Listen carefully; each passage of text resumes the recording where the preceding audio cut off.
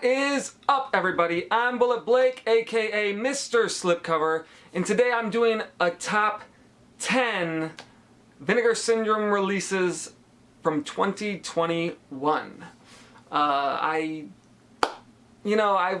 got all the releases this year. It's the first time I've done that because obviously I just started like hardcore collecting them this past year. So I watched every single one of them I decided, I'll do a top 10.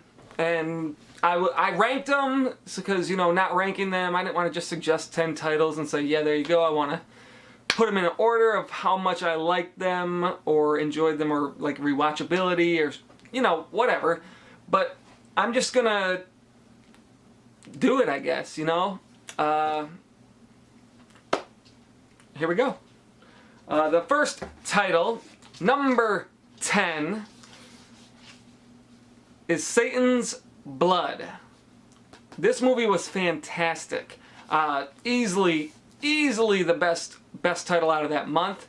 I've watched it twice. I can't recommend this one enough. If you're into like that occult stuff and like shit gobs of nudity, this one will satisfy those needs. Satan's Blood. Next on the list, number 9, is the first VSA from this year, and that is The Grave. I'm a real big fan of Gabriel Anwar, so I knew that this was going to be a top title already because I had seen it a long time before I bought it, and it was great revisiting it. It was awesome. The ending's a bit far-fetched, but it's a genuinely good movie. Not like typical cheesy, typical fare from Vinegar Syndrome. This movie was worth picking up. And it's a VSA, and the VSA line, as I always say, is what got me hardcore into Vinegar Syndrome. Next up, at number 8, Annie Lee's Meat Pies. This list took me a long time, and this one wasn't on it, and then it was, and then it wasn't, and then it was, and just the rewatchability factor alone for this one kind of makes me just feel obligated to put it on this list. It's got some fantastic scenes in there. It's just, it was good. Worthy of a top 10. I feel like most people would probably have it on their top 10. And I definitely do. Next up at number 7, The Lamp. This one, I know it's kind of like a sleeper hit for me. I wasn't expecting this one to be as good as it was, and I wasn't expecting to like it as much as I ended up liking it. But it's also just a really good 80s, like teenagers. It was good. Like I keep saying that about all these, but this one, number 7, for sure, The Lamp, definitely on my list. And then the other VSA title that is on my list is Whatever It Takes. Number 6. Obviously, Andrew Dice Clay, the dragon, you got the hammer in there. This, as far as VSAs goes, this is probably a top tier VSA title. It's got action, it's got a unique story. Not so much unique story, but like, it's not like the typical heroin and cocaine deal. I enjoyed this one quite a bit. I will probably revisit it, maybe even this month. I don't know. Really good. And at number 5, we got All American Murder. Now my top 5 was a little tricky to rate these. This movie is awesome. Like, I fucking loved this movie. Christopher Walken, I mean, it's Christopher fucking Walken. the cast in this is great. The story in this is great. It's I can't say enough good things about this movie. Maybe I'll put up a review about this movie at some point this year, you know, just because I liked it so much and it'd give me an excuse to rewatch it. This movie is one that everyone should get. It's really good. It's another genuinely good movie, not typical of like the VS wheelhouse. So, All American Murder. At number 4, I did a review for this one. If you haven't seen it, go check it out. Tough Guys Don't Dance. Now, I talked enough about this in my review, and I'm pretty sure everyone knows that I love this movie. I'm not, you know, get this one. It's weird. It's probably not like a good movie, depending on like your, I don't know, standards. But I loved this movie. I have watched it multiple times already since getting it. It is good.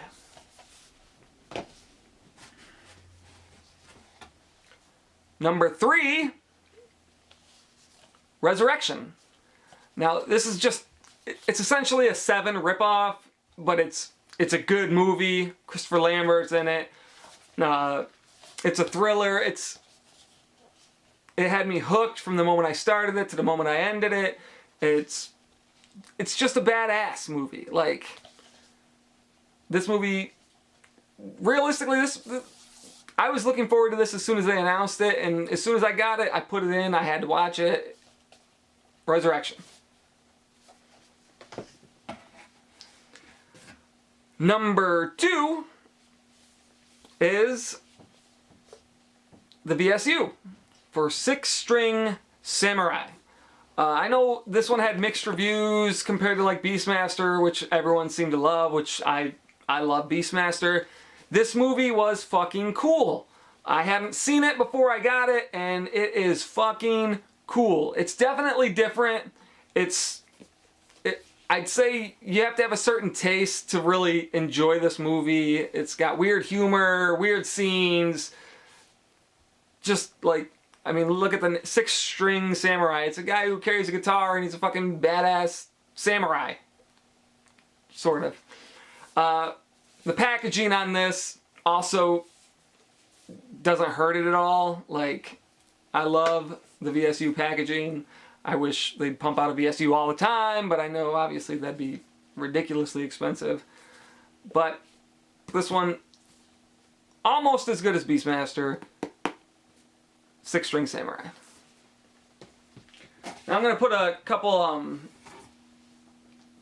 honorable mentions in here because limiting it to 10 out of all the releases they had is a little difficult. So I would throw Homegrown Horrors in there. It didn't quite make the list because Fatal Exam I thought was an abysmal, terrible, awful, like, just so fucking bad that movie on this box set automatically knocked it out a little bit. Beyond Dreams Doors though, or Beyond Dreams Door, that movie, that was the winner out of this one. Homegrown Horrors, Volume 1, I hope they do more. Because Winter Beast was kind of cool. I didn't get the hype as much as most people did, but I still enjoyed it. But Fatal Exam really kills this box for me. It was so bad. It was so hard for me to get through it. Next honorable mention, I got 3, so, is Killer's Delight. Random, yes, maybe, I don't know. I haven't heard a lot about this movie. It's loosely based on Ted Bundy. I just really enjoyed it. I thought it was cool, so if you get a chance and haven't checked it out, go ahead and check that out. And last honorable mention, Flesh for Frankenstein. I was hoping, like, I hadn't seen this prior, and I was just hoping for more from it, I think, so it doesn't quite go on my list. But the packaging, the included 3D version, it's worth mentioning that it's a killer set. It's it just didn't quite make the cut, you know? Flesh for Frankenstein.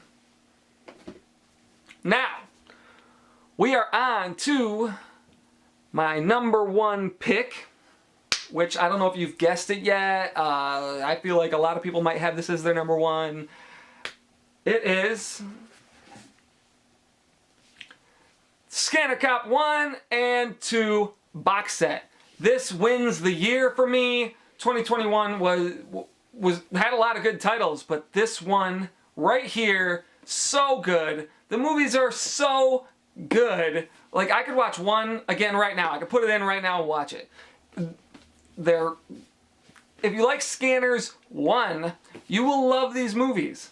The other Scanners movies aren't nearly as good as these or the first one, and you can tell, like, I really, really recommend getting Scanner Cop. I couldn't imagine putting anything else over this. It's by far my favorite release, and the whole rigid box with the dual pack in slipcovers, and I mean, like, I'm Mr. Slipcover, so I gotta have those slips. This one just wins. Packaging, the movie's inside, it's fucking awesome. Get it, it's good. Scanner Cop 1 and 2. If you haven't gotten it yet, pick it up. It's fucking awesome. And that's it for today. If you like this video, give it a thumbs up. If you haven't subscribed to my channel, go ahead and subscribe. I've been doing mostly unboxings. I'm going to try and do some more reviews and shit and videos more like this. So keep an eye out for those. And until next time, have a good day.